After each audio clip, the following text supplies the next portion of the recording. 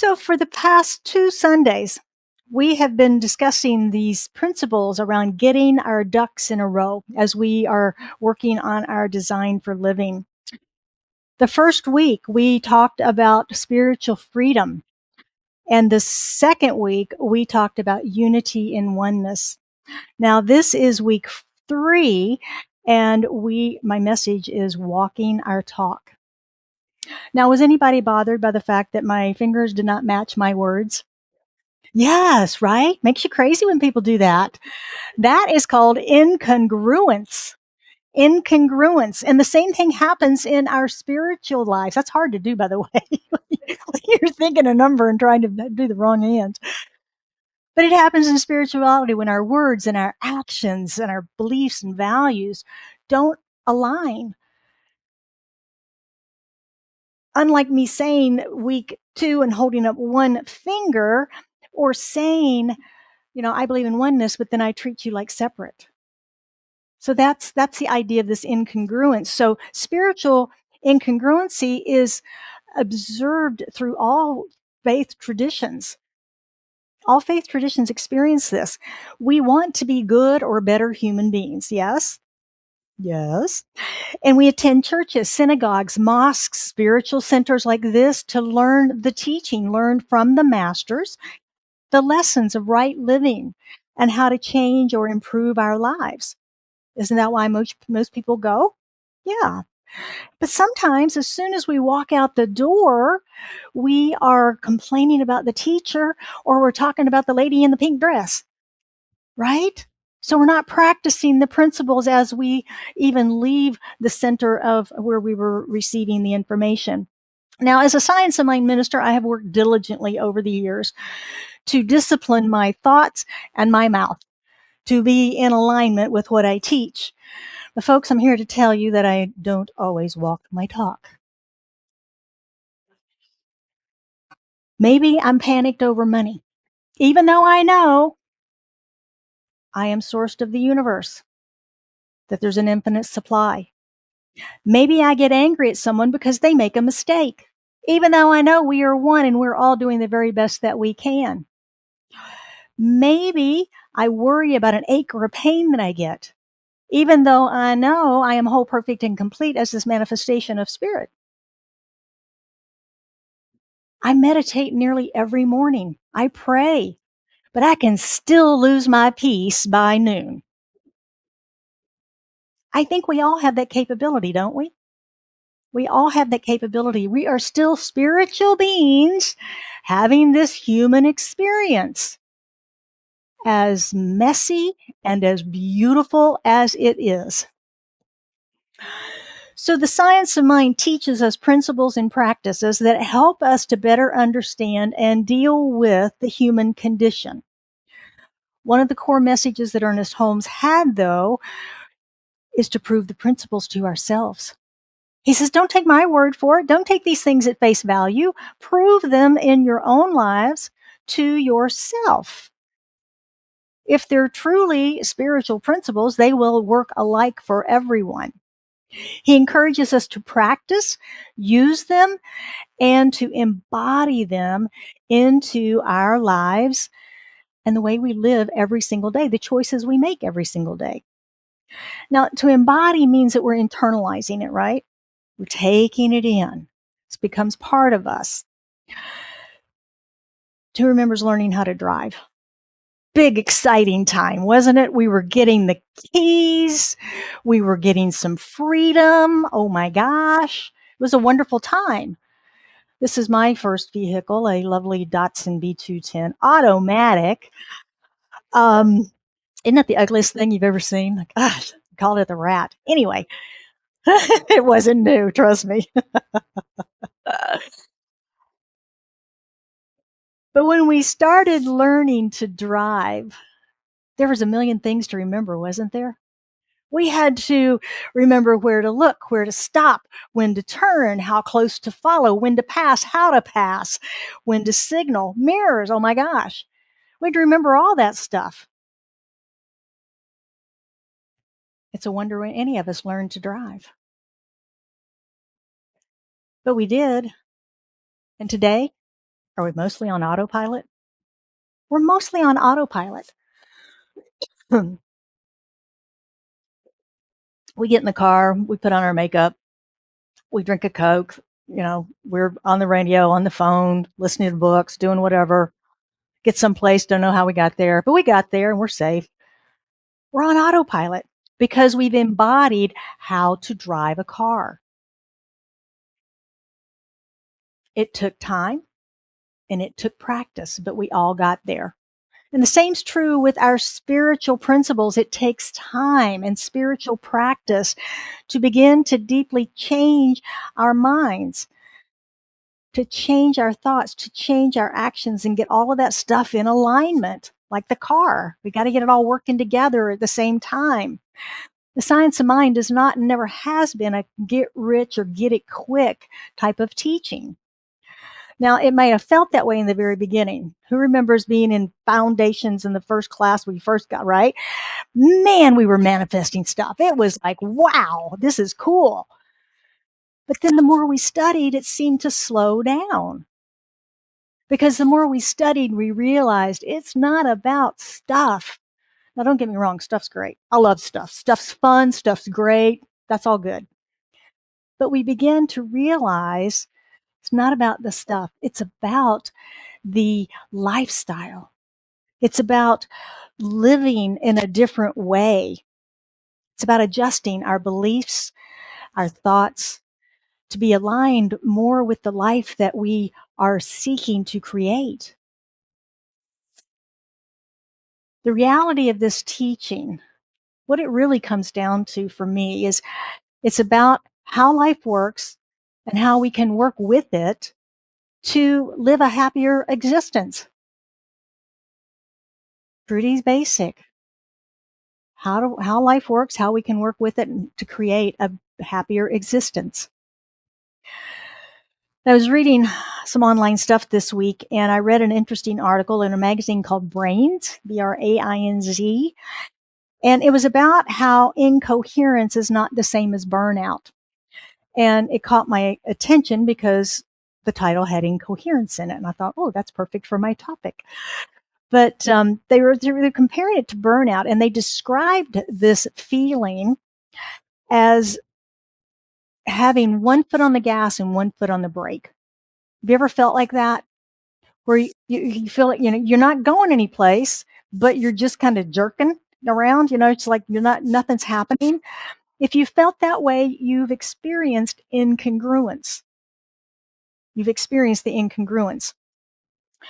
When we're fighting that kind of internal battle, it's difficult to walk our talk, isn't it?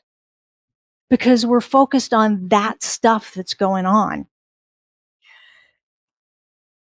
Well, maybe after feeling that incoherence, that start, stop, we decide, I need a vacation. I need a break. So we go off and we go on vacation and we're going to relax. And we come back home and we're so grateful to be home. Oh my gosh, back in my own bed, back in my own routine, eating normal food. Oh my gosh. It happens during the holidays. Have you noticed that? For me, it does anyway, that holiday time ramps up and there's parties and snacks and sweets and decorations and all that stuff that happens. And then by the time January comes around, I am ready for routine. I am ready for wholesome meals, normalcy, get all that Christmas stuff put away, clean up the house, back to normal, right? Back to normal. When we get back, we begin to understand that routine is not bad. We begin to understand that routine is okay. We begin to bless routine until it all starts over again. Until we begin to feel a little incoherence again, a little out of balance again. The brake gets heavier, the gas gets heavier, and then we get back in that routine. So what we work with in the science of mind is finding the ways to break that part of the routine to where we have greater control over the daily decisions that we make so that it doesn't get to that point. It doesn't get to the point of, this article said, burnout or this incoherence, that we can bring ourselves into spiritual alignment, which is the foundation of all of our lives. And then the rest of our life begins to unfold in a coherent manner as well. So the travel and the holidays can impact our spiritual practices, can't they?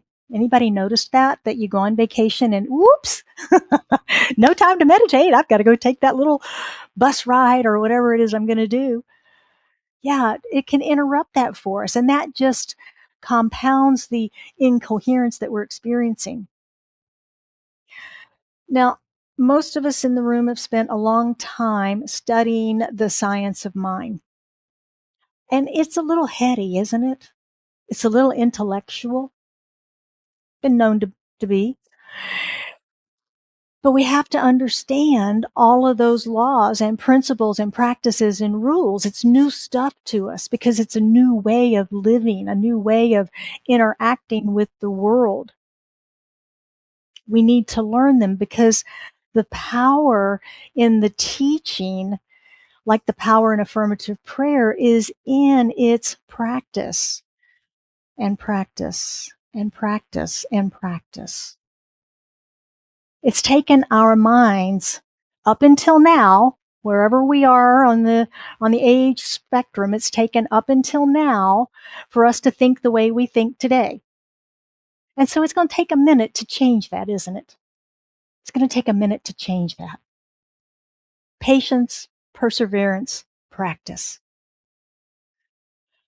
I was speaking with a minister friend this week, and she was asking for support on a journey she's on, a personal journey that she's working on some changes and things. And she asked me to know with her that she has the strength to stay the course of her current journey and to not doubt or backslide. Now, this is a very wise woman. She is a very good minister, and she knows how the mind works. And so she's asking for support to stay focused on the new ideas long enough to embody them, to not backslide into the old way of thinking. Does that ever happen to anybody?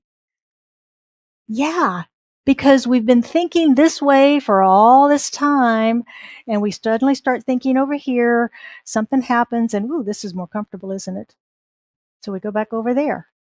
And she knows this, so she's asking for prayer support. Please know this with me in consciousness, that I have the strength to continue to stay on the new path, to continue to stay with these new ideas long enough to embody them, long enough to bring them in, to be a part of me, to be a part of who I show up as, to be a part of the place where I make decisions. Because isn't it the decisions that keep us over here when we're making the decisions from the same consciousness? When we shift it, though, we start to see life differently and we make different decisions. And so she's asking for that. We have to stay focused until the new ideas become our new reality.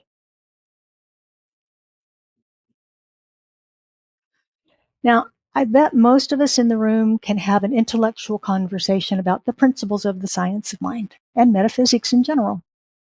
We're learned people. We've studied. We know this stuff.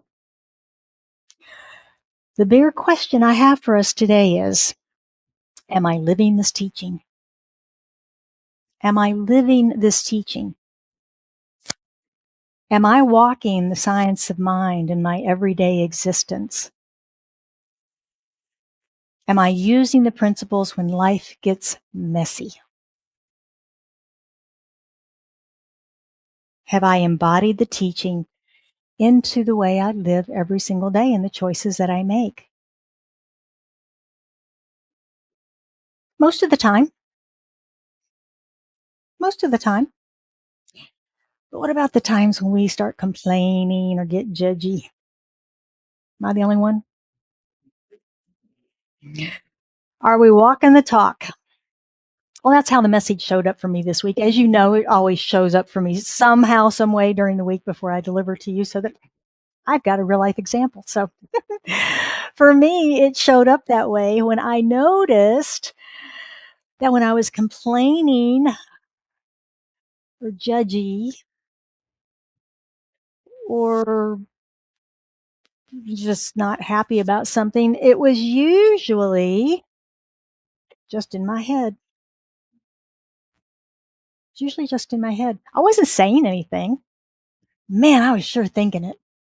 I was sure thinking it. I used to have a friend back home who used to say, you might as well say it as think it. You might as well say it as think it.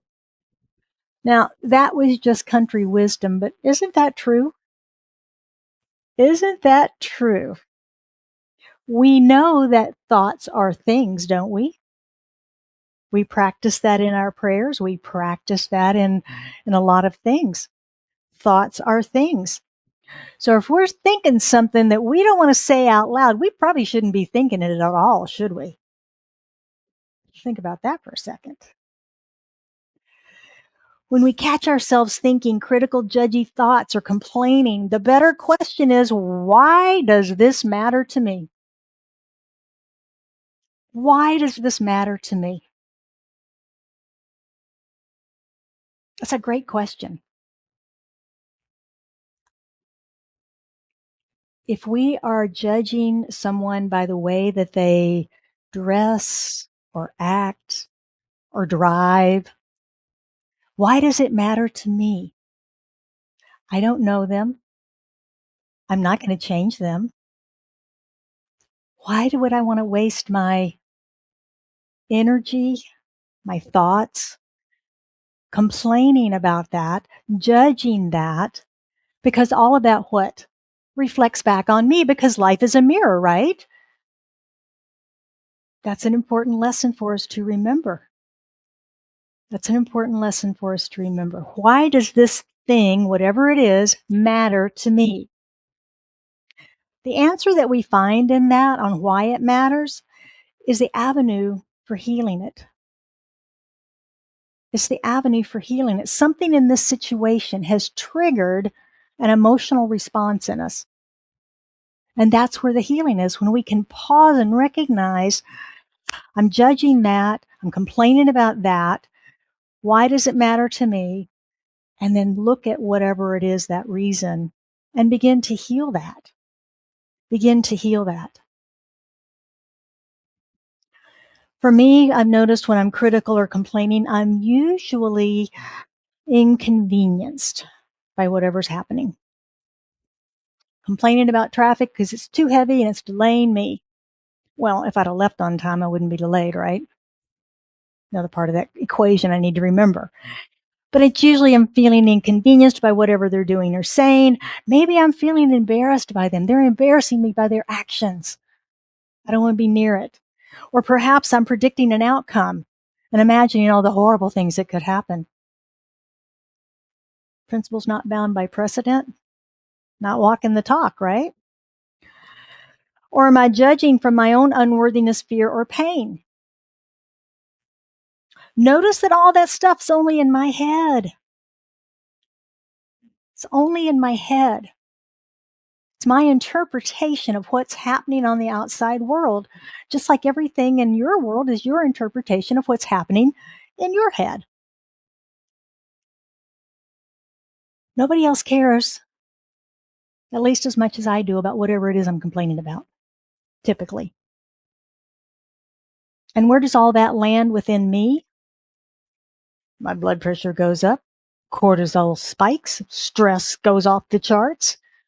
And we know what that does to the body, right? So is it worth it? Is it worth it to indulge in that kind of thinking? Or are we better serving ourselves by gaining control over those thoughts, changing those thoughts? Ernest Holmes says that each of us lives in our personal universe.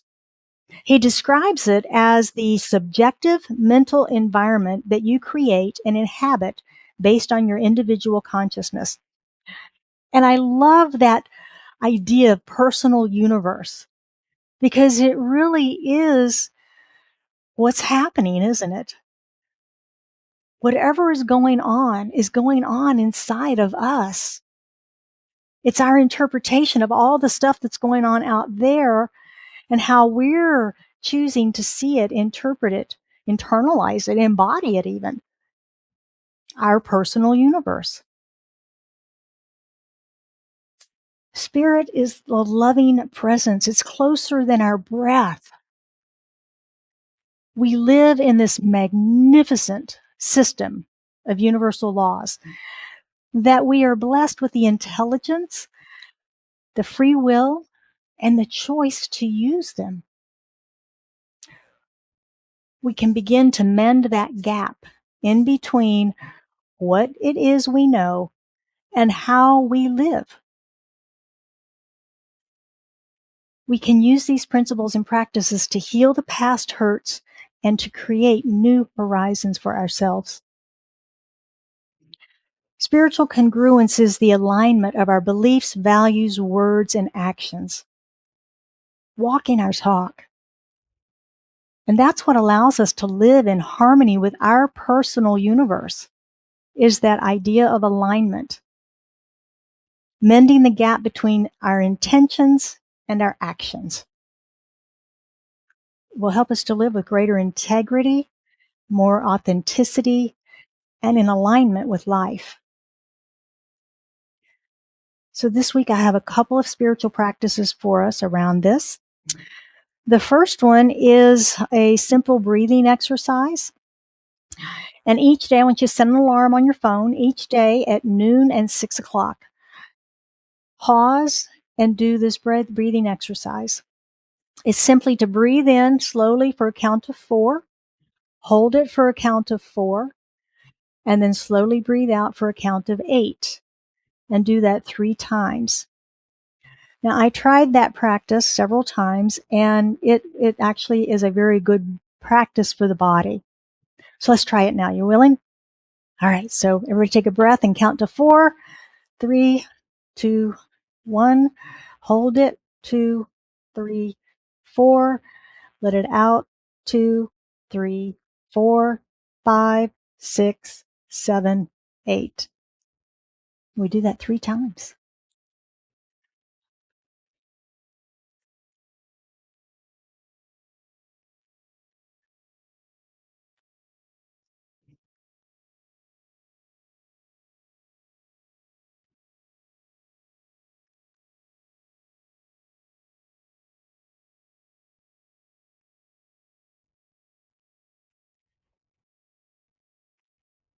Did you feel it in your body?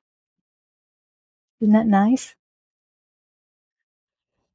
So that's how we can bring our awareness present. That's how we can be in alignment, to bring everything back into, kind of click into place. We allow ourselves to do that practice. I invite you to use a journal prompt this week also, asking yourself, how do I live the principles of the science of mind? And follow that up with, how am I not? Not from a place of judgment, but from a place of growth, a place of inquiry. How do I live the principles of the science of mind? And how am I not? Where can I grow? We'll close this morning with a quote from Theodore Roosevelt, who said, knowing what's right doesn't mean much unless you do what's right. And so it is. So I will open the microphone if anybody has any questions or comments about walking our talk this morning, or spiritual congruence or incongruence. All right. Lori, I saw your hand first, honey, and then Chris. I didn't hear what you just said. Oh, I saw your hand first and then Chris's. You mentioned 4 things in a row, I think, and I was still thinking about them, but then I started listening to the next thing you said, and I wonder if you remember it was about changing or responding, to your thoughts that you want to do something different with, and you ended up in a different container over here. Do you remember? Patience, practice, perseverance.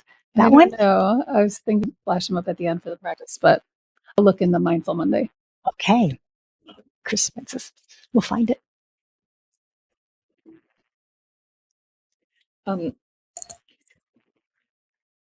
You made me realize something that I was doing through your talk that I really want to take care of. When you're my age, people are very concerned about losing their driving privileges. So I took this AARP course.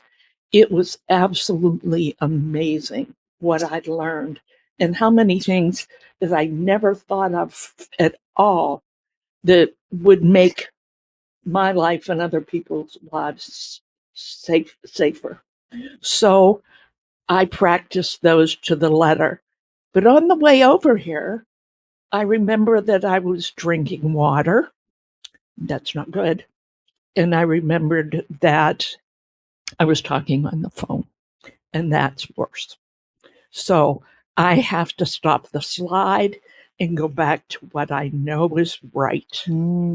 Beautiful. Beautiful. Good to know that AARP course is good, huh? Yeah. It's got to be. It has to do muscle coordination, just things you've never done, and exercising your neck so that you can turn all the way around. See, it's like things All right. boring.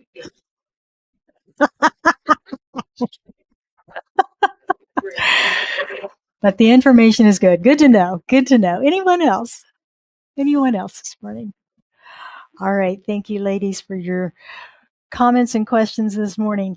Would you join me for prayer, please?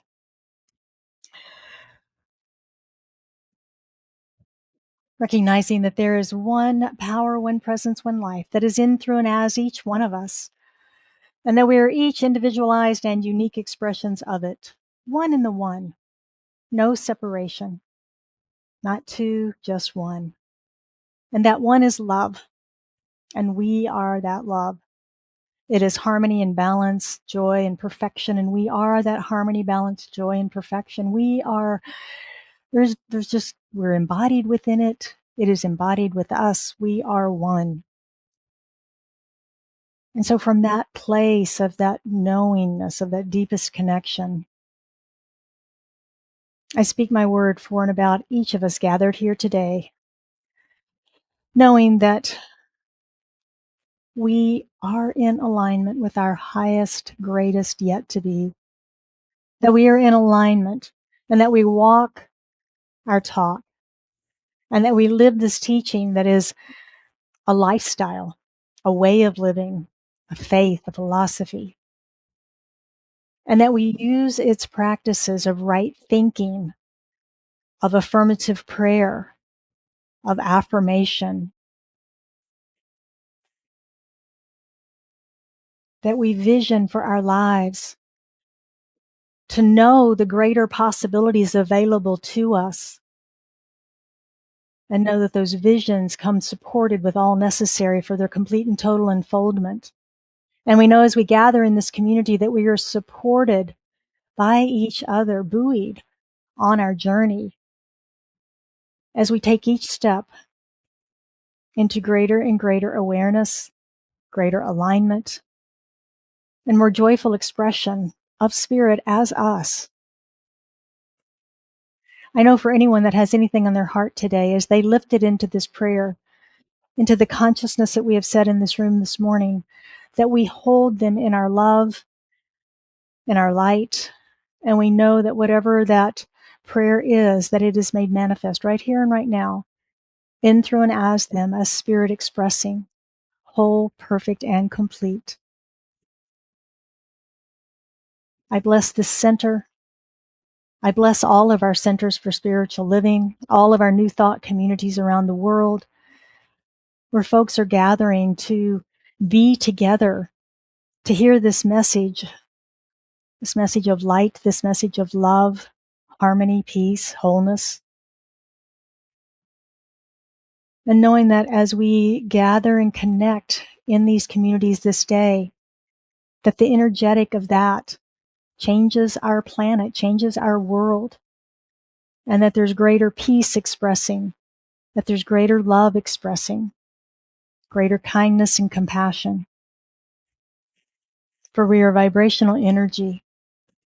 And so we add our light, our love, our vibration to that this day. And how grateful I am to know this is how it works.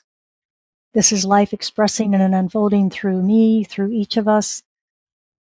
That each of us is whole, perfect, and complete.